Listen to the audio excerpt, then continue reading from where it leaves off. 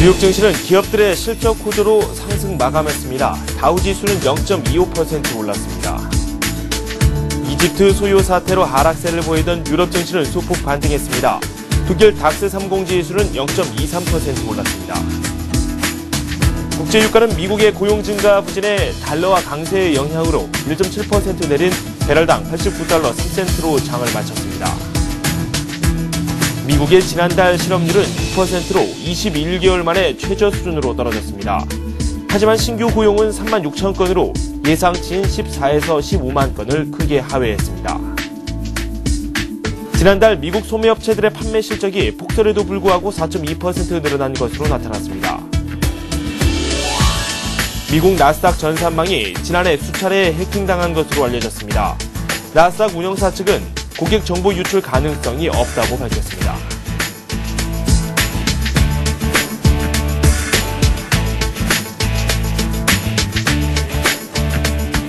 여러분 안녕하십니까. 굿모닝 센 증시의 김종성입니다. 참 오랫동안 쉬었습니다. 뉴욕 증시 그리고 또 유럽 증시 지난 주말에 하락하는 모습을 또 보여주다가 장 후반부에 또 강세로 전환되는 모습이 나왔습니다. 이집트 소요 사태가 점차 힘을 잃어가고 있는 상황에서 증시도 안정을 찾아가고 있습니다. 미국에서는 고용 지표가 약간 엇갈리게 나왔습니다. 내용을 좀 분석을 해봐야 될 텐데요. 자세한 이야기 한번 들어보도록 하겠습니다. 신한금융투자 강남구청역 지점의 최호선 대리와 함께하도록 하겠습니다. 어서 오세요. 예, 안녕하십니까. 네, 앞에서 오랫동안 쉬었다고 말씀을 드렸는데 지난 수요일 이후로 저희가 내용을 전혀 살펴보지 못했습니다. 지난 주말 있었던 뉴욕 증시 상황부터 한번 요약해 볼까요? 예. 다우존스 산업평균지수는 전날 대비 20.29% 오른 12,062.26으로 마감을 했고요. 나스닥 유제 기술주 위주의 이제 나스닥 지수는 4.32% 상승한 2,753.88로 마감을 했습니다. 그리고 대형주 위주의 S&P 500 지수는 전날보다 3.07 높은 1,307.1로 마감을 해서 저희 연휴 동안에 미국 증시는 좀 많이 올랐다 이렇게 보시면 될 것 같고요. 그 내용을 좀 보게 되면 일단 그 시장이 주목했던 게 비농업 부분 고용 증가세가 이어질 것이냐에 좀 기대를 많이 했었는데 실제로는 좀 안 좋게 나왔고요. 실망한 부분으로 나왔고 네. 대신에 이제 실업률이 수치상으로는 큰 폭으로 하락했습니다. 여기에 이제 버넌키 의장이 이제 미 경제는 아직 연방준비은행에 이제 도움이 좀 필요하다. 이래서 좀 긍정적인 얘기 나와서 선 연휴 동안 다우지수는 3일째 상승으로 마감을 했습니다. 좀 내용을 좀 조금만 더 말씀을 드리면, 네네.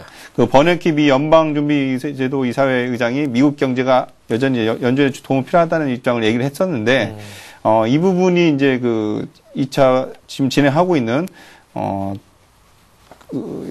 채권 매입이라든지 이런 부분에 대해서 뭐 지속적으로 할 것이라는 것이 이제 시장이 받아들이면서 긍정적으로 받아들였고요.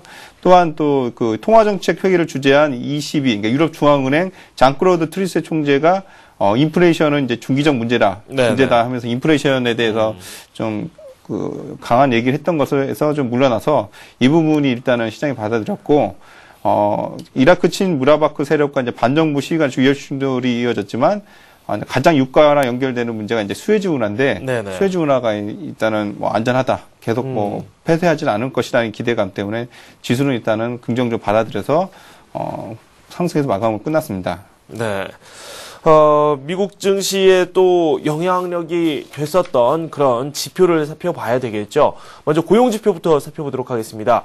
고용이 생각보다 많이 늘지는 않았어요. 예. 그래서 논팜 페이롤이라고 이제 비농업 고용 지수가 실질적으로 미국 경제에 많이 늘었을 때 기대만큼 늘었을 때 이 최근에 어닝 시즌에 덧붙여서 강한 상승세를 이어질 수 있었는데 네네. 사실 지수만 보게 되면은 이제 일반적으로 14만 명이 이제 전월 대비 늘어날 걸 기대를 했지만 실제로는 3만 6천 명밖에 늘어나지는 않았습니다. 네네. 그리고 좀 내용을 좀 더 말씀을 드리면 그리고 프라이베이트 페이롤이라고 이제 그 민간 고용 같은 경우도 시장은 15만 명 늘어날 걸로 봤는데 이제 5만 명밖에 늘어나지 않았고요. 네. 내용은 이제 폭설로 인해서 늘어나지 않았는데 비농업 고용 지표를 일단은 차트로 보면서 좀 설명을 드리면 제가 이제 그 서울경제 방송에서 여러 번 이제 나오면서 막 그래프를 이용해서 말씀을 드리고 있는데 네네. 그 연간 이 지표가 이제 그 선으로 빨간 선 그래프를 보시면 되겠는데 네네. 일단 지수가 미국 지수가 12,000포인트 올라가듯이 그러니까 중간인 0을 넘어서서 올라가는 추세였다가 이번에 좋게 나오지 않아서 약간 기울기가 꺾였습니다. 네, 네. 그렇지만 추세는 일단 좋아지는 걸로 보시면 될 것 같고요. 네. 먹슬리는 이제 막대 그래프인데 막대 그래프도 플러스로 전환된 이후에 이번에 지표가 좀 작게 나와서 좀 낙폭이 좀 컸다 이렇게 네네. 보시면 될 것 같습니다. 지금 이렇게 거의 고용 수가 그렇게 많이 늘지는 않았지만은 실업률 자체는 또 내렸어요. 이 부분 또 어떻게 해석을 해야 될지 약간 혼동스럽기도 한데요. 예, 그래서 실업률을 좀 더 말씀드리면 일단 좀 미국이 지금 그 눈태풍으로 인해서 구직 포기자가 좀 많이 늘어나고 있습니다. 네네. 그래서 구직 포기자로 인해서 일단은 그 실업률에 포함되지 않은 사람들이 늘어나서 실질적으로 고용이 늘어나지 않는데도 불구하고 실업률은 9%로 하락한 걸로 해서 지표가 좀 나왔는데요. 그래서 이 부분에 대해서는 시장에서 두 가지로 좀 느껴지는데 좀 나쁘게 보는 사람부터 말씀드리면 실질 고용 시장 좋아지지 않았는데 네네. 앞으로가 더 문제다 이렇게 얘기해 보시는 분도 있고 기업 이 날씨 때문에 운송 부분이나 이쪽 그 건설 부분에 노동자들이 투입을 못해서 이 부분은 일시적 수치로도 빠졌지만 이거는 금방 회복할 수 있는 문제다 이렇게 보는 관점이 있는데요.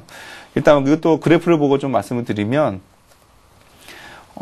제가 이제 2주 전에 이제 나와가지고 말씀드렸던 게 이제 미국의 고용 지표가 가장 중요하다 이렇게 말씀드렸는데 지수는 결과적으로는 실질 내용은 좋지 않았지만 네네. 지수는 올랐고 그 내용은 이제 어닝 시즌 그러니까 그 S&P 500 기업들의 그 이익 모멘트 좋았는데 그래도 실업률이 앞으로도 더 중요한 게 뭐냐면 저희가 이제 지수에 대해서 불안정을 가졌을 때가 이제 저희 선을 그렸던 부분이 10%대 실업률입니다. 네네. 10% 실업률에서 크게 벗어나지 못할 거라고 예상을 했지만 어쨌든 점점 줄어들고 있고 최근 3개월 끝부분에 보시게 되면 막대 그래프가 좀 내려앉고 있습니다. 그래서 다음에 발표되는 고용지표상에서 실업률이 이제 실제로 떨어지게 되면 다우지수가 이제 기술적으로 12,000포인트가 부담감으로 느껴지고 있지만 이 부분이 시장에서는 더 긍정적으로 받아들이지 않을까 이렇게 보고 있고요. 네. 그래서 좀 내용을 좀 조금만 더 말씀을 드리면 그 전월 9.4보다 크게 낮아진 것이고요. 이거는 네네. 이제 2009년 4월 이후 최저입니다. 그리고 시장 예상치는 9.5%였고요. 그래서 실질 고용이 늘어나지 않았다고 하지만 어쨌든 9.5%에서 예상보다는 0.5포인트 크게 많이 낮아졌다. 네. 이렇게 보시면 될 것 같고 구직 단념자랑 시간제 근로자가 앞으로 어떻게 또 고용이 될 거냐 이 부분이 더 주목할 것으로 보고 있습니다. 네. 이렇게 실업률이 내려간 것에 대해서 분석을 내려주셨습니다. 눈 태풍 때문에 구직 포기자가 늘었고 이게 실업률 이 올라가는 거에는 영향을 전혀 발휘하지 못했습니다. 근데 반대로 이 폭설에도 불구하고 미국의 소매 매출 같은 경우는 반대로 또 늘어나는 모습이 나왔습니다. 한번 해석해 보도록 하겠습니다. 네. 그래서 그 미국 증시 올라갔던 내용들을 다시 한번 복기를 해보면요. 네네. 왜냐하면 이제 저희 코스피도 최고가이면서 미국도 12,000포인트 최근 주가로는 고점인데 부담감이 있는 건 맞습니다. 그래서 네네. 조정론도 나오고 있는데 그래도 그 12,000포인트까지 올라갔던 이유가 그 추수감사절 이후로 크리스마스에 이어지는 그 소비 시즌이 생각보다 좋게 나왔거든요. 네네. 그 부분이 최근 1월달 소매 매출과도 연결이 돼서 1월 소매 매출이 전년 대비 4.2%, 예상치가 2.7인데 뭐 네. 예상치보다 2%나 높게 나왔고요. 그다음에 28개 중 68%가 예상치를 상회를 했습니다. 그래서 소매 매출은 뭐 쉽게 말씀드리면 폭설 영향으로 사람들이 안 나갈 거라고 생각을 했지만 네네. 실제적으로는 소비를 많이 했다. 그리고 미국 구매자들은 소비자들은 소비에 대해서는 불안감을 크게 갖고 있지 않다. 이렇게 보시면 될 것 같습니다. 네. 네, 소매 매출 내용도 한번 살펴봤고요. 미국 쪽 살펴봤고 이번에는 유럽 쪽으로 넘어가 보도록 하겠습니다. 유럽 증시는 또 반등에 성공하는 모습입니다. 이라크 영향 때문에 좀 부진한 모습을 많이 보여주기도 했었거든요. 예. 이라크 문제가 이제 가장 중요한 게 뭐냐면 아까 이집트죠. 네네. 말씀을 잘못드렸습니다. 이집트 문제가 왜 심각하냐면 과거에 경험이 있었기 때문에 이제 좀 심각하게 느끼는데요. 50년대 때 일단 수에즈 운하가 2년간 폐쇄가 됐는데 그때 유럽 쪽으로 그 석유가 수출되는 부분에 수에즈 운하로 많이 갔었는데 2년 동안 폐쇄되면서 국제 유가가 많이 올랐었고요. 네네. 그 후에 이제 오일 쇼크가 있어서 이번에도 그런 소유 사태 때문에 수에즈 운하가 폐쇄가 되면은 국제 유가에 지금 안 그래도 $90 근처에서도 높아가지고 네네. 각국이 통화정책, 재정정책 이후로 인플레이션에 대해 민감한 상태에서 유가가 오를까에 대한 두려움이 있었거든요. 네네. 근데 사실 좀 나오는 얘기로 보게 되면 무라바크 이제 그 총리가 일단은 물러나는 걸로 일단은 국제 압력이 좀 가고 있고, 네네. 지수로만 보게 되면 방문 나온으로 보게 되면은 크게 압력을 느끼지 않는 걸로 보고 있습니다. 네네. 그래서 그런 부분이 좀 좋게 받아들이면서 이제 지수표를 좀 말씀드리면 영국 FTSE 지수도 0.23% 오른 5,997.38로 마감을 했고, 네네. 독일 닥스 지수도 0.31% 올랐고요. 네. 프랑스 CAC 지수도 0.26% 올랐습니다. 네. 그래서 이런 부분으로 인해서 일단은 올랐다고 보시면 될 것 같고, 내용 좀 보게 되면 건설주가 일단 강세를 났습니다. 그래서 핀란드 건설업체는 YIT가 올해 이익 전망을 7% 넘게 상승했고요. 네네. 그다음에 경쟁업체인 생고뱅이나 하이델베르크 시멘트도 2~3% 올랐고, 그다음에 루이비통으로 유명한 명품업체 LVMH도 일단은 분기 실적이 예상치 부합하지 않았지만, 네네. 일단은 전망치를 예지 않은 관계로 이제 3% 하락에서 끝났습니다. 네. 국제유가 비롯해서 상품가도 한번 살펴보도록 하겠습니다. 국제유가가 또 하락했습니다. 90달러 선 아래로 내려와 있는데요. 어떤 상황인지 체크해 보도록 하겠습니다. 앞서 말씀드린 이제 미국의 1월 고용 보고서가 일단 부진하게 발표되면서 네네. 일단은 유가에 좀 부담을 줬습니다. 유가는 말씀드리면 1.52% 하락한 89.84달러로 마감을 했고요. 네. 금 가격도 0.38% 하락한 1,349달러로 마감을 했습니다. 네네. 달러 인덱스는 0.29포인트 오른 78.04로 마감을 했는데, 네. 좀 내용을 보게 되면 약간 좀 엇갈린 면이 있습니다. 아까 앞서 말씀드렸다시피 1월 고용지표가 좀 나쁘게 나오면서 달러화가 일단은 올랐고요. 네. 달러화가 올라갔고, 그 다음에 이집트 무라바크 대통령의 이제 퇴진을 압박하고 있다는 소식도 일단 유가 하락에 영향을 미쳤는데, 네. 달러가 일단 강세가 되면 상품 가격이 오르는 게 좀 정상인데, 네네. 금값은 일단은 좀 빠져서 끝났고요. 네. 근데 장중에는 좀 급등을 했습니다. 그리고 유가는 조금은 올라서 끝나서 네네. 이 고용 문제가 고용 보고서가 부진하게 발표했지만 달러는 인덱스는 올랐고 유가는 조금 올랐다. 그래서 약간 엇갈리는 게 나왔는데 이 부분에 네. 좀 주목할 게 뭐냐면 금 가격이 이제 장중에 좀 급등을 했었습니다. 네네. 그래서 금 가격 차트를 좀 보고 말씀드리면 최근에 이제 1,400달러에 대한 부담감 때문에 이 조정이 좀 나왔었는데요. 최근 며칠 사이에 이제 올랐는데, 이 중에 이제 금요일 날 장 지수를 좀 보게 되면, 1,354.2달러로 온수당 시작을 했는데, 네. 장중에 1,357.8로 급등을 했다가, 마감은 소폭 하락한 1,349달러로 마감을 했습니다. 그래서 이거에 대한 내용들이 여러 가지가 좀 나오고 있는데, 일단은 중국이 매입을 해서 그렇다.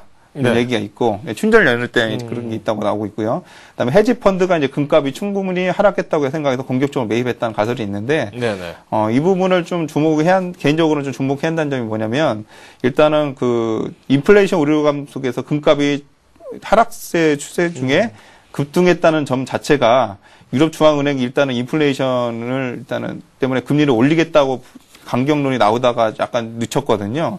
근데 금 가격이 먼저 올랐다는 거는 일단은 금리가 올라가기 전에 금 가격이 재차 오를 수 있다. 네네. 이렇게 보시면 될 것 같고, 그 부분이 최근에 식료품 가격이 너무 올라서 네. 어떻게 보면 이집트 문제도 더 심해지는 것도 있는데 상품 가격으로 더 전이될 가능성도 있다. 그러니까 최근에 상품 가격이 많이 올랐지만 네네.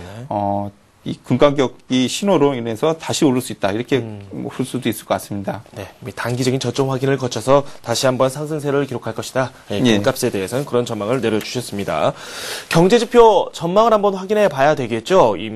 미국 쪽에서 나올 내용 어떤 것들이 있는지 한번 살펴볼까요? 예, 일단 이번 주 경제지표는 크게 주목될 거는 없는데요. 네네. 그래도 이제 일정상 보게 되면은 12월 월요일 날 이제 12월 소비자 신용이 발표가 되고 화요일 수요일에 이제 주 경제지표 발표가 있습니다. 네. 일단은 크게 컨센서스대로 나올 것으로 예상이 되고 있고, 그다음에 조금 주목해야 할 거는 11일 날 금요일 날 12월 무역 수지가 공개가 됩니다.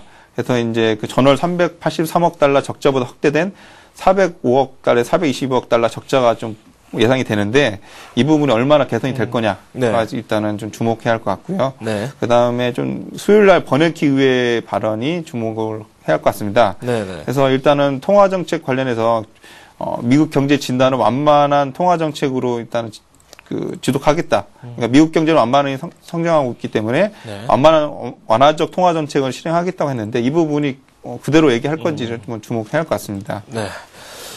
기업들의 실적 발표 내용도 과연 증시 힘이 될 수 있을지 좀 궁금증을 갖고 있습니다. 그 부분도 살펴보죠. 예, 이번 주에 주요 기업들도 발표가 되는데요. 최근에 S&P 500 지수가 2년 반 만에 심리적 저하선이 이제 12,000선과 1,300선을 다 뚫고 올라가고 있어서 네네. 좀 참 부담되는 좀 상황이긴 하지만 네.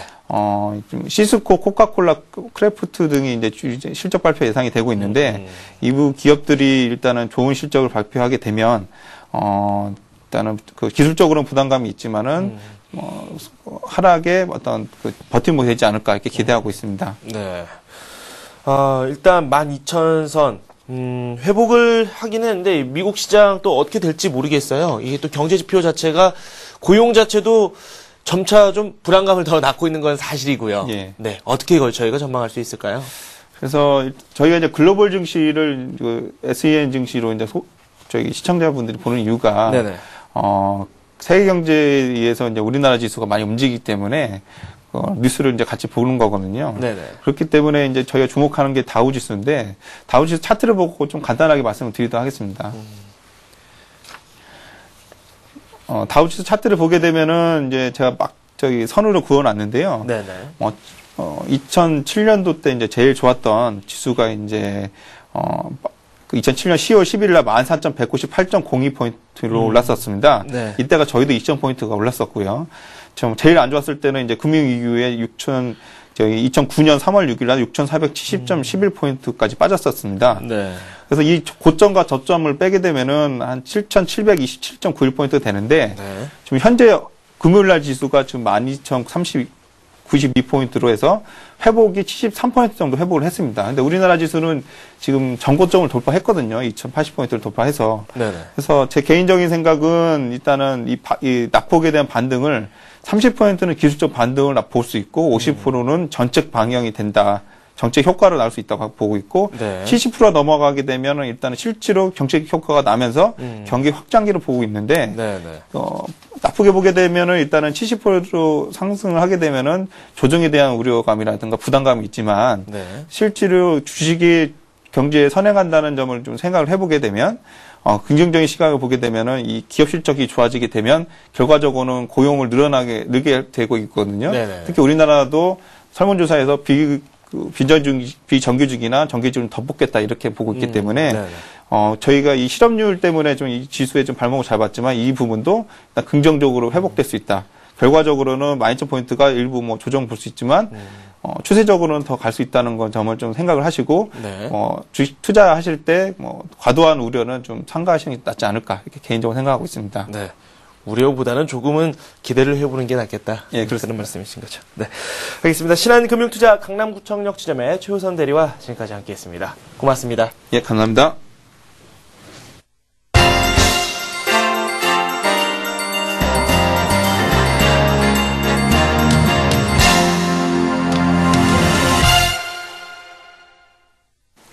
안녕하세요. 글로벌투데이 박미라입니다. 이번 한 주도 보다 발빠르고 생동감 넘치는 지구촌 소식들 전해드리겠습니다. 먼저 AP통신 주요 소식부터 출발합니다. 약 2주 동안 이어져 왔던 이집트 사태가 소강 국면에 접어들고 있습니다. 이집트 정부와 야권 단체들은 시위 이후 처음으로 정식 회의를 열어 개헌위원회 설립을 합의했습니다. 이집트 정부와 야권 단체들은 대규모 반정부 시위 사태 이후 처음으로 오마르 정식 회의를 열었습니다. 이날 회의에서 술레이만 이집트 부통령은 사법부 인사들과 정치인 등이 참여하는 개헌위원회를 구성해 내달 첫째 주까지 개헌안을 마련키로 합의했습니다. 양측은 또 새 헌법에 대통령의 연임을 제한하는 규정을 신설했습니다. 또한 야당 후보들의 대선 출마를 가로막았던 기존의 조항들을 폐지해 많은 인사가 대선에 출마할 수 있도록 하기로 뜻을 모았습니다. 특히 이번 협상에서는 발효된 지 30년이 된 비상개헌법도 폐지하기로 합의했습니다. 술레이만 부통령은 이번 협상에서 반정부 시위에 참여했던 시민에게 보복하지 않으며 언론의 자유를 보장하고 인터넷이나 휴대전화 문자 서비스를 강제로 중단시키는 일이 없도록 하겠다고 약속했습니다. 하지만 술레이만 부통령은 후순위 무바라크 대통령의 권한을 인수해달라는 야권의 요구를 받아들이지 않았다고 알려졌습니다. 무바라크 대통령은 대국민 연설을 통해 오늘 9월경 치러지는 차기 대선에는 불출마하되 중도 사퇴는 하지 않겠다는 뜻을 밝힌 바 있습니다. 교황이 이집트 사태에 대해 공식 석상에서 처음으로 언급했습니다. 이집트 반정부 시위가 약 2주간 이어지는 동안 이 사태에 침묵하던 교황 베네딕토 16세가 처음으로 입을 열었습니다. AP통신에 따르면 교황 베네딕토 16세는 바티칸시티 성 베드로 광장을 찾은 수천 명의 순례자들에게 자신이 이집트에 차분하고 평화적인 공존이 자리 잡기를 기도하고 있다고 밝혔습니다.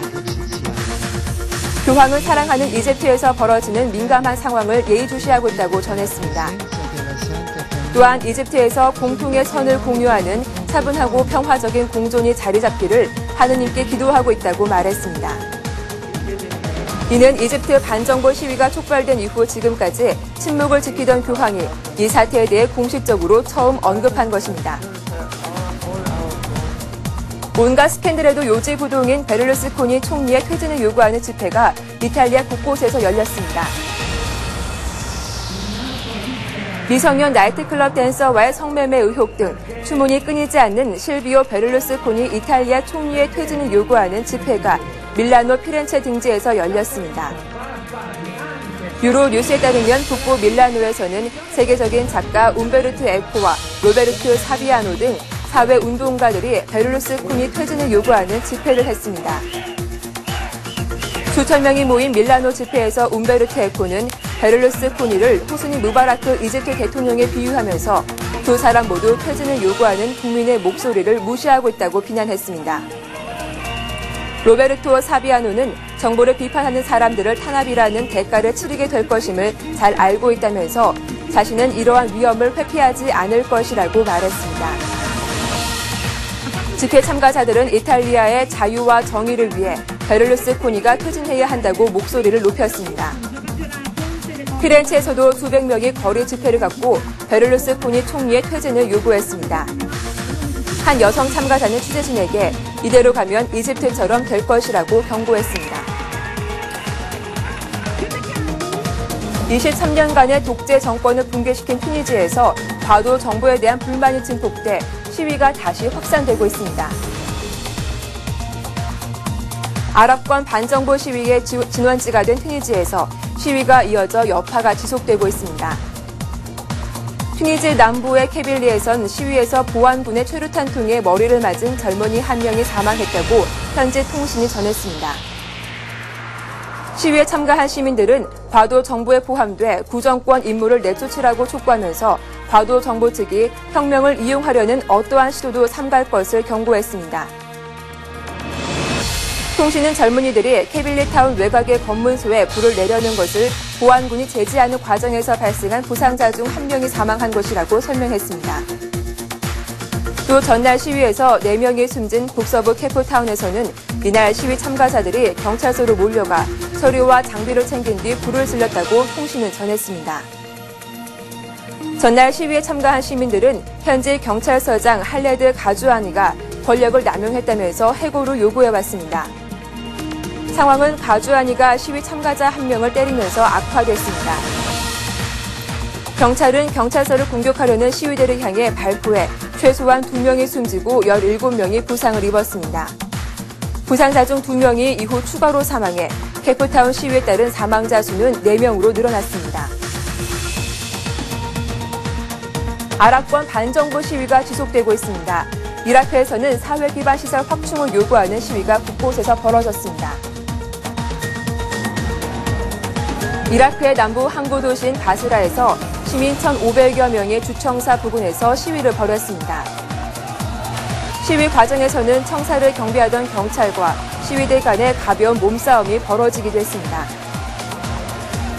동부의 디알라주에서도 시민 1,000여 명이 시가지를 행진하면서 하수시설 개선 등을 촉구했습니다. 이라크에선 수많은 가구들이 하루에 3시간 정도밖에 전력 공급을 받지 못하고 있습니다. 그러한 상황에서 최근 수일 동안에 폭우가 쏟아지는 바람에 특히 빈곤층 지역에서 하수가 역류해 주민들이 고통을 겪었습니다. 수도 바그다드와 서부 도시 라마디에서도 규모가 다소 작은 시위가 잇따랐습니다. 한편 이란 야권도 이집트와 튀니지 반정부 시위에 대한 연대감을 표하고자 행진을 벌이기로 해 귀추가 주목되고 있습니다. 야권 지도자는 서한에서 우리는 독재에 맞선 튀니지와 이집트 시민들의 시위를 비롯한 영내 시민들의 시위에 대해 연대감을 선포하려고 준비하는 행진을 허용하길 요청한다고 밝혔습니다. 이스라엘과 요르단으로 연결되는 이집트의 천연가스 터미널이 폭발했습니다. 이집트 정부는 이번 사고가 이집트 사태를 틈탄 테러범의 소행이 유력하다고 밝혔습니다. 이집트 시나이 반도에 있는 천연가스 수송 터미널에서 대형 폭발 사고가 발생해 이스라엘과 요르단에 대한 가스 공급이 차질을 빚게 됐습니다. 이집트 국영방송은 긴급 뉴스를 통해 괴한들이 시위 사태로 인한 이집트의 치안 불안 상황을 이용해 가스관을 폭파했다며 이는 테러범의 소행이라고 보도했습니다. 폭발이 일어난 곳은 이스라엘 남부 국경에 인접한 도시 엘 아리시 인근입니다. 이번 사고는 터미널에서 70km 떨어진 팔레스타인 가자 지구에서도 화염과 검은 연기가 목격될 정도로 거대했으나 다행히 인명 피해는 없었습니다. 정확한 폭발 사고의 원인은 밝혀지지 않았으나 가스 터미널에서 파견 근무하는 이스라엘인 직원들은 소형 폭발 장치가 설치돼 폭발이 일어났다고 말했다고 AP통신이 전했습니다. 세계에서 18번째로 많은 천연 가스를 보유한 이집트에는 62조 세제곱미터 규모의 가스가 매장된 것으로 추산되고 있습니다. 이집트 정부는 2005년 자국 내 반대 여론을 무릅쓰고 이스라엘에 15년간 매년 17억 세제곱미터의 천연 가스를 판매하기로 합의하고 2008년 초부터 천연 가스를 공급하고 있습니다. 태국과 캄보디아 군이 접경 지역에서 잇따라 교전을 벌이면서 양국 간 긴장이 고조되고 있습니다. 1차, 2차 교전에 이어 5번째 교전이 재개됐습니다. 태국과 캄보디아가 국경에 있는 11세기 힌두교 사원 프레아 비히어를 놓고 영유권 분쟁이 빚고 있습니다. 이러한 가운데 양국군이 재개한 교전 도중 사원 일부가 무너졌다고 캄보디아 정부가 밝혔습니다. 정부 대변인은 군 지휘관의 말을 인용해 태국군의 포격으로 사원의 한쪽 측면이 파손됐다고 전했습니다. 이에 대해 태국 정부 측에선 아직 아무런 확인을 하지 않고 있습니다. 태국군과 캄보디아군은 2시간 동안 박격포와 폭탄 사격을 교환했으나 즉각적인 인명피해에 관한 보고는 없었습니다. 이번에 교전이 처음 벌어진 곳은 문제 사원에서 약 3km 떨어진 곳으로 알려졌는데 전투가 사원 근처까지 확대되는 중이라는 미확인 보도도 나왔습니다. 양국 군 간 교전은 최근 들어 3번째로 양국 지역 사령관들이 긴장 완화를 위해 90분간 만나 적대적 행위의 재발을 피하기로 합의한 지 2시간 만에 재개됐습니다. 태국 캄보디아 국경은 캄보디아 내전 당시 국경 지대에 지뢰가 다량 매설됐다는 등의 이유로 지금까지 완전히 확정된 적이 없어 분쟁이 끊이지 않고 있습니다. 앞서 1962년 국제재판소는 프레아 비히어 사원을 캄보디아 영토에 속한다고 판결했지만 태국 측은 이를 수용하지 않았습니다. 유네스코가 2008년 7월 이 사원을 세계문화유산으로 지정하면서 일대 영유권을 둘러싼 분쟁이 재현돼 양국 간 무력 충돌이 되풀이되고 있습니다. 호주의 최대 도시 시드니가 폭염에 시달리고 있습니다. 이에 폭염으로 인한 단전과 열대야로 많은 시민들이 불편을 겪고 있습니다. 시드니 및 주변 지역에서는 지난달 시작된 폭염이 6일째 이어지고 있습니다. 낮 최고 기온이 섭씨 영상 40도 안팎까지 치솟고 있는 데다 밤에도 30도를 오르내리고 있어 열대야 현상도 나타나고 있습니다. 폭염이 이어지면서 에어컨 사용 가구가 급증해 서부 지역을 중심으로 단전 사례가 이어지고 있습니다. 에너지 오스트레일리아는 과부하에 따른 전력망 파손을 우려해 아예 지역별로 전기 공급을 중단해 시민들이 찜통 더위 속에서 밤을 보내고 있는 실정입니다. 시드니시와 뉴사우스 웨일스주 주정부는 폭염이 계속됨에 따라 산불 발생 가능성이 커졌다며 시민들의 주의를 당부했습니다. 시와 주정부는 그레이터 헌터와 모나로 알핀 등 산악 지역에 대해 산불주의보를 발효하고 경계를 강화했습니다. 시드니 소방당국은 이번 주 들어 시드니 일대에서 모두 100여 건의 크고 작은 산불이 발생했다고 말했습니다. 주정부 환경보건 담당 웨인 스미스 박사는 음주를 삼가고 야외 활동을 자제한 한편 탈수증에 걸리지 않도록 주의해야 한다고 말했습니다. 기상청은 이번 폭염 이후 다소 수그러들 것으로 예보했습니다. 위키리크스의 설립자 줄리언 어산지의 성범죄 혐의에 관련된 경찰 수사 기밀 자료가 인터넷에 유출돼 네티즌들의 관심을 끌고 있습니다. 줄리언 어산지의 성범죄 혐의와 관련된 파일은 현재 한 웹사이트에 게재되어 있습니다. 이 파일은 97페이지 분량으로 스웨덴에 있는 어산지의 변호사가 지난해 11월 영국 변호사인 제니퍼 로빈슨에게 팩스를 통해 보낸 것입니다. 표지에는 어산지만을 위한 기밀 자료라는 표시가 있으나 최근 인터넷상에 올랐습니다. 이 자료에는 지난해 어산지가 스톡홀름에서 성관계를 가졌다고 알려진 스웨덴 여성 2명의 진술이 들어있습니다. 또한 어산지의 경찰 진술, 찢겨진 콘돔에 대한 과학조사 결과 등이 포함되어 있는 것으로 나타났습니다. 이에 따르면 영국 법정에서 미스 W라고 불린 한 여성은 자신이 자고 있는 동안 어산지가 콘돔을 사용하지 않은 채 억지로 성관계를 가졌다고 주장했습니다. 이 자료에는 또한 어산지가 또 다른 피해 여성으로 알려진 미스 A와 성관계를 가질 때 사용했던 콘돔에 대한 스웨덴 국립수사연구소의 조사 결과도 포함됐습니다. 한편 어산지는 자신의 소송 비용 마련을 위해 페이스북을 통해 기금 모금에 나섰으며 현재 $5,700 정도가 모금된 상태라고 CNN은 전했습니다.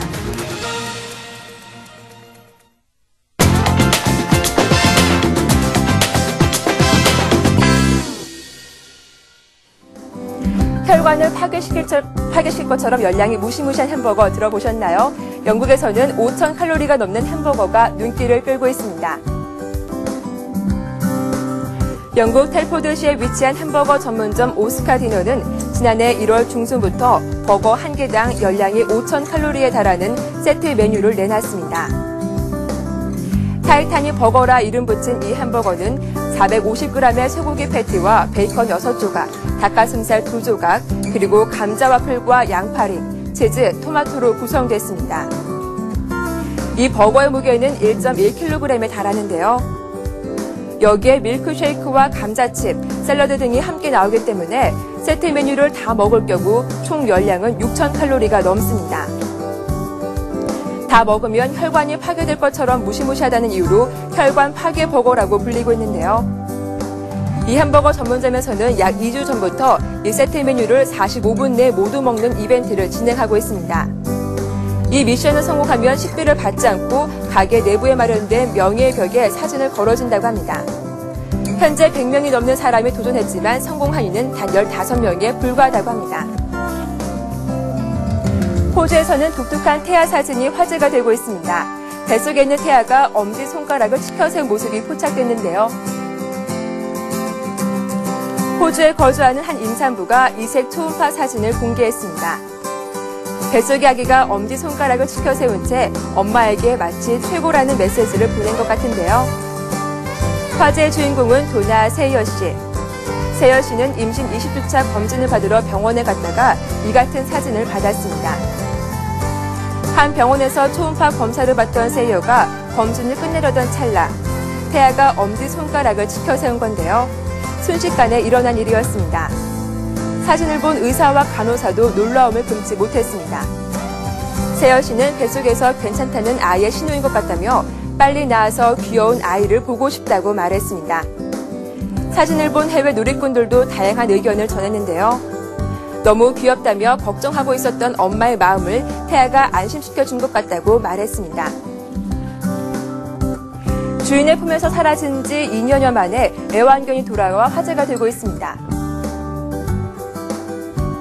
영국에서 잃어버린 지 549일 만에 주인과 극적으로 상봉한 개가 등장했습니다. 이 애완견은 본래 집인 엑서스와 160km 떨어진 옥스포드에서 발견됐는데요.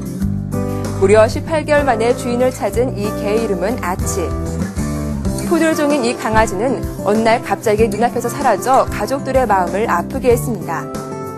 그런데 549일이 지난 최근 주인의 품으로 돌아와 모두를 놀라게 했습니다. 주인인 줄리아 모건은 아치를 발견했다는 소식을 듣고 꿈인가 생시인가 했다면서 시간이 많이 흘러 찾기 힘들 것이라고 낙담하고 있었다고 말했습니다. 주인은 아치의 발견 소식을 자신의 47번째 생일날 듣게 됐다며 그 어떤 값비싼 선물보다 소중한 생애 최고의 선물이라고 밝혔습니다. 한편 영국에서는 지난 2009년에는 잃어버린 강아지를 9년 만에 찾아 화제를 모으기도 했습니다. 모나리자를 둘러싼 논란은 새해에도 계속되고 있습니다. 모나리자의 모델이 레오나르도 다빈치의 남성 제자라는 주장이 제기됐습니다.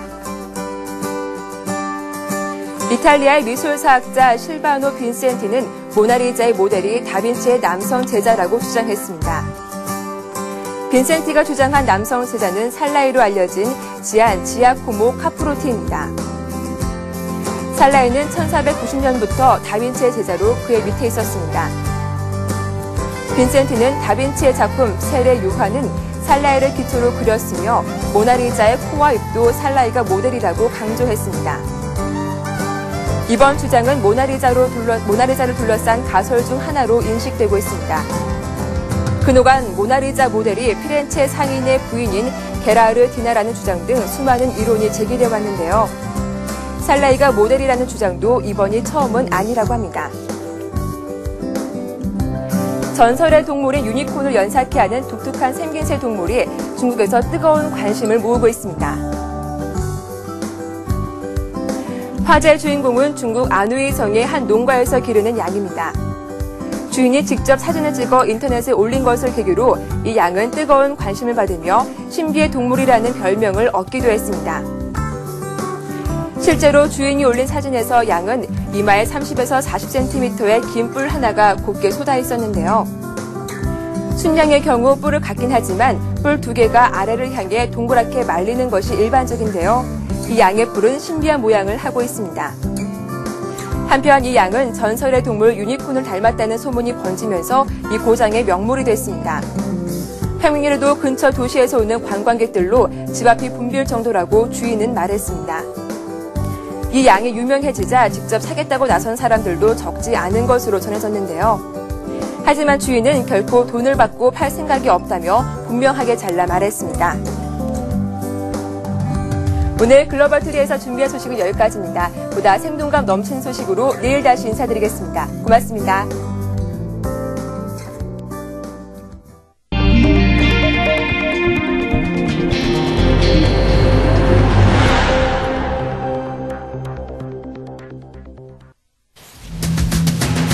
선진국 경기 회복에 대한 기대감이 커지면서 국내 펀드 투자 자금이 미국과 유럽으로 몰리고 있습니다. 경기지표 회복으로 증시가 강하게 반등하고 있는 미국과 유럽 시장이 부각되고 있는 것으로 풀이됩니다. 김석동 금융위원장은 자본시장통합법 전체를 개편할 생각이라면서 이를 위해 수출입은행과 산업은행 등의 기능을 재편하겠다고 밝혔습니다. 정부가 오는 2013년 시행 예정인 배출권 거래제 도입을 요구하기로 했습니다. 구체적인 시점은 추가 논의를 거쳐 시행령에 담기로 했습니다. 파이낸셜 타임즈는 철강 가격이 올해 최고 66% 상승할 수 있을 것으로 전망했습니다. 철강 가격 상승으로 주요 상품 가격과 소비자 물가가 차례로 오르는 아이언 인플레이션 우려까지 나오고 있습니다. 지식경제부가 오는 5월 한중일 정상회담 시기에 맞춰 산업장관 회담을 여는 방안을 추진 중에 있습니다.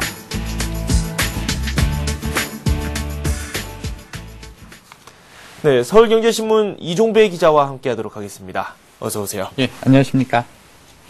네, 첫 번째 소식입니다. 국내 펀드 투자 자금이 국내 시장에서 해외 쪽으로 점차 빠져나가고 있다, 이런 보도가 나오고 있거든요. 네, 그렇습니다.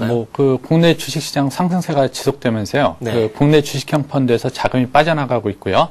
그 자금들이 해외 주식형 펀드로 몰리고 있다는 소식입니다. 네.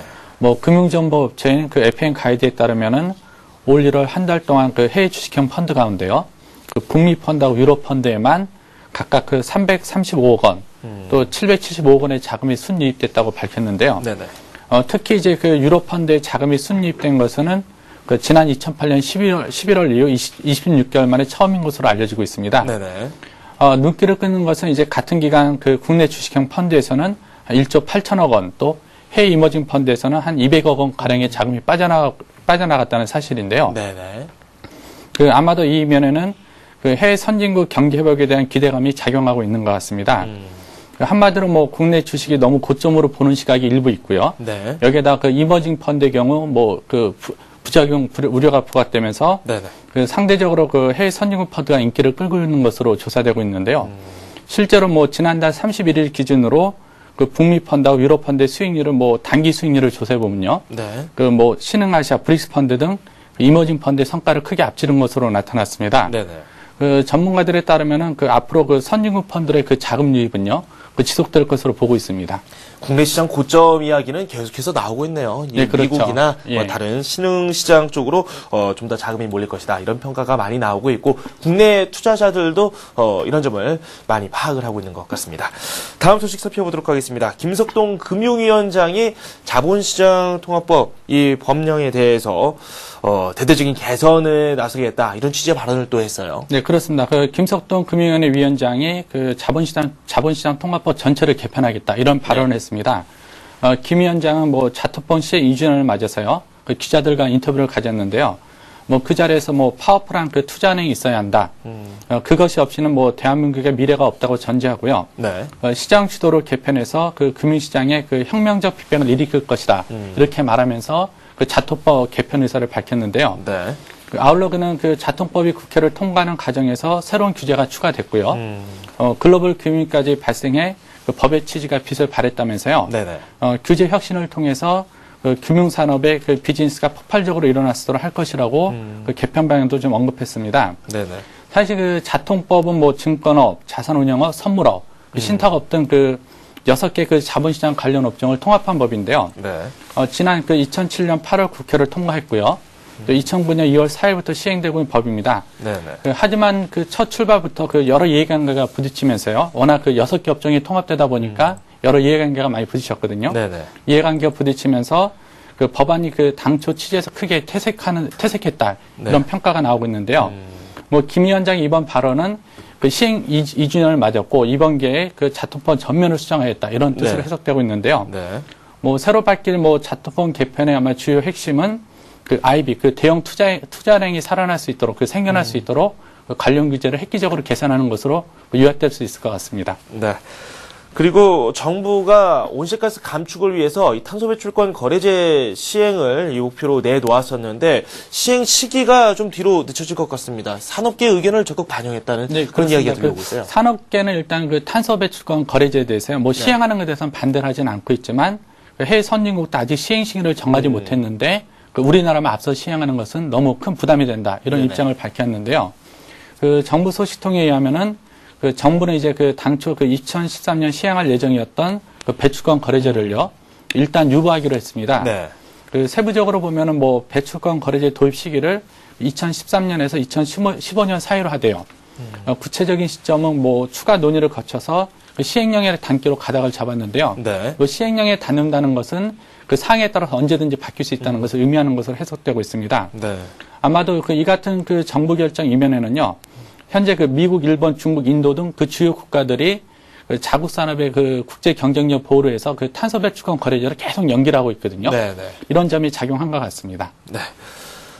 그리고 파이낸셜 타임즈가 철강 가격 상승세가 지속될 것이다. 또 이런 전망을 내놓았습니다. 요즘 원자재 가격이 많이 올라와 있는데 앞으로가 더 걱정이네요. 네, 그렇습니다. 그 현재 그 철강 가격이 상승하고요. 또 현재 뭐 여러 가지 문제가 되고 있는데요. 이런 가운데 그 현재 그 정부가 인위적인 물가 가격 안정에 많이 나서고 있는데요. 사실 그 인위적 물가 통제에 어느 순간까지 그 어깨는 동참할 수 있지만요. 네. 한계점에 도달하면 결국 큰 폭으로 가격을 올릴 수밖에 없는 게 현실인데요. 이런 가운데 그 철강업계가 그 설 연휴 첫 가격 인상에 나설 것으로 보입니다. 네. 그 철강업계에 따르면 그 한국철강은 그 7일 7화분부터요. 그 철근 가격을 그 톤당 81만 원에서 86만 원으로 5만 원 이상 기로했습니다. 네. 뭐 이 같은 가격 인상은 뭐 전기료의 원재료인 그 철스크랩 가격이 올랐고요. 또 그다음에 그 한국철강이 지난해 영업 손실을 많이 봤거든요. 네네. 이런 걸 감안한 그 특단의 조치로 풀이되고 있는데요. 네. 눈길을 끄는 것은 그 정부가 가격 인상을 압박하면서요. 그 가격 인상이 지금 제대로 이루어지지 않고 있지 않습니까? 네네. 그렇다 보니까 그 일부에서는 그 철강 제품 사재기 현상까지 좀 나타나고 있습니다. 네. 시장에서는 그 정부가 그 현재 철강값을 인위적으로 누르고 있지만 결국 상승할 수밖에 없고요. 네. 그렇다 보니까 현재 가장 저렴할 때 그 미리 사재기 하자 이런 네네. 분위기가 확산되고 있는데요. 뭐 정부의 인위적인 물가 통제가 있고요. 그다음에 그 원자재값 인상으로 신음하는 기업들이 한계에 부딪히면서 이제 가격 인상에 나서고 있고요. 네. 이런 가운데 그 시장에서는 인위적인 물가 통제에 따른 그 사재기 현상이 나타나고 있는 게 그 요즘의 현실인 것 같은데요. 네. 한편 정부는 오늘 11일 그 물가 안정 대책회의를 열어서 그 네. 물가 안정 방안을 논의할 예정입니다. 경기가 좋아진다고 하는데 이렇게 원자재 값이 하나씩 오르면서 서민세 간에 좀 악영향을 미치지 않을까 그렇죠. 걱정이 좀 예. 되고 있습니다. 그리고 한중일 산업장관 회담이 처음으로 열릴 가능성이 높아지고 있습니다. 오는 5월에 열릴 수도 있다. 정부가 추진을 한다고 하죠. 네, 그렇습니다. 현재 뭐 그 기획재정부라든지 하는 이제 재무하고 금융 라인에서는요. 그 한중일 3개국 관련 장관 공동 회담이 있습니다. 네네. 하지만 그 산업 관련 장관에서는 그 3개국 공동 회담이 없는데요. 네. 그 지식경제부에 따르면은 그 오는 5월 그 한중일 정상회담 시기에 맞춰서요. 그 3개국의 그 산업장관 회담을 여는 방안을 검토하고 있습니다. 네네. 뭐 우리나라는 뭐 지식경제부가 그 대상이고요. 그 중국은 상무부, 그 일본은 그 경제산업성이 이제 그 대상인데요. 네. 그 한중일 그 3개국 산업 관련 장관 회담은 여러 가지 그 필요성이 되긴 했지만 그동안에 전혀 열리지 못했는데요. 네네. 현재는 서로 각국의 산업이 얽혀 있고 또 이해관계가 좀 상당히 맞아 떨어지고 있기 때문에 네. 이번에는 좀 성사 가능성이 커 보입니다. 네. 끝으로 이번 주 주요 일정 살펴보도록 하겠습니다. 어떤 내용들이 준비되어 있나요? 예, 그 이번 주는 뭐 기획재정부 장관을 비롯해가지고요. 그 경제부처 장관들이 그 경제 5단 차장과 합동 만남을 갖습니다. 네네. 또 아울러 그 한국은행은 그 금통위 정례회를 열어서요. 그 기준금리 인상을 결정하게 되는데요. 네. 주요 일정을 보면은 우선 오늘 7일에는 그 국세청에서 그 첨단 탈세 방지센터 출범식이 있습니다. 네네. 그 이 센터는 이른바 그 역외 탈세 조사 등을 전담하는 조직인데요. 네. 지난번 국세청이 그 기업들의 그 역외 탈세를 전면적으로 조사하겠다 밝힌 바 있지 않습니까? 네네. 그에 따른 그 후속 조치 일환입니다. 또 그 8일에는 그 기획재정부 장관을 비롯해서 그 경제부처 장관들이 그 경제 5단체장과 만남을 갖는데요. 네. 뭐 여기에는 뭐 기획재정부 장관, 뭐 공정거래장, 뭐 지식경제부 차관 등이 모두 참석합니다. 그 경제부처 수장들이 뭐 동시에 그 경제단체장들과 만남을 갖는 것은 매우 이례적인데요. 네네. 일단은 그 해동의 목적은 여러 가지 있겠지만 그 역시 가장 큰 이유는 그 물가로 보입니다. 그 장관들이 그 단체장들에게 그 물가 인상을 억제할 수 있는 가교 역할을 해줄 것을 당부할 것으로 보입니다. 또 그 8일에는 기획재정부에서 그 최근 경제 동향을 담은 그린북을 내놓습니다. 네네. 또 9일에는 그 정부가 그 경제정책 조정회의를 개최하는데요. 이날 회의에서는 그 물가 안정 방안이 집중 논의될 것으로 좀 알려지고 있습니다. 네네. 이날 논의 결과를 토대로 그 서민물가 안정대책 추진 시점 및 그 대응 방안 자료도 공개하고요. 특히 정부는 이 자리에서 그 휴대통신과 석유 제품에 대해서 네. 그 집중 논의할 것으로 알려지고 있습니다. 또 10일에는 그 통계청에서 지난해 4분기 경제 동향을 발표하고요. 네. 그다음에 같은 날 한국은행에서는 1월 중 금융시장 동향하고요. 그 물가 동향을 살펴볼 수 있는 1월 생산자 물가지수를 공개합니다. 네네. 11일이 좀 관심을 갖고 있는데요. 한국은행이 그 금통위 정례회를 개최합니다. 네네. 뭐 이번 회에서는 뭐 기준금리 인상 여부가 최대 키포인트인데요. 네. 그 앞서 하나는 그 이제 연초부터 그 물가 불안을 잠재우기 위해서 그 기준금리를 올리지 않았습니까? 네네. 그래서 뭐 2개월 연속 기준금리를 할지 아니면 뭐 이번 쉬고 넘어갈지 여러 가지 의견이 좀 엇갈리고 있는 상태입니다. 네. 0.25%포인트 올린 이후에 이 2달 연속도, 올릴지 관심을 모으고 있고. 그렇죠. 총재 입에서 또 뭐 기준금리 4% 수준이 뭐 적절하다. 뭐 이런 취지의 발언이 나왔다. 이런 루머까지도 또 나왔었는데, 실은 또 어떤 영향이 될지 한번 저희가 분석을 잘 해봐야 되겠습니다. 지금까지 서울경제신문 산업부의 이종배 기자와 함께 했습니다. 고맙습니다. 예, 감사합니다. 네. 저희 서울경제TV가 전문가 방송을 여러분들께 제공해드리고 있습니다. plus.센팁.co.kr로 들어오시면 관련 정보 확인하실 수 있고요. 1577-7451로 전화를 주셔도 상담을 받으실 수 있습니다. 투자 기법뿐만 아니라 여러분께서 가지고 계신 종목들을 상담해드리는 그런 코너도 마련되어 있습니다. 많은 관심 부탁드립니다. 저는 출발센 증시에서 우리 시장 출발 사항과 함께 적절한 투자 전략, 대응 전략까지 세워보도록 하겠습니다. 저는 출발센 증시에서 다시 찾아뵙겠습니다.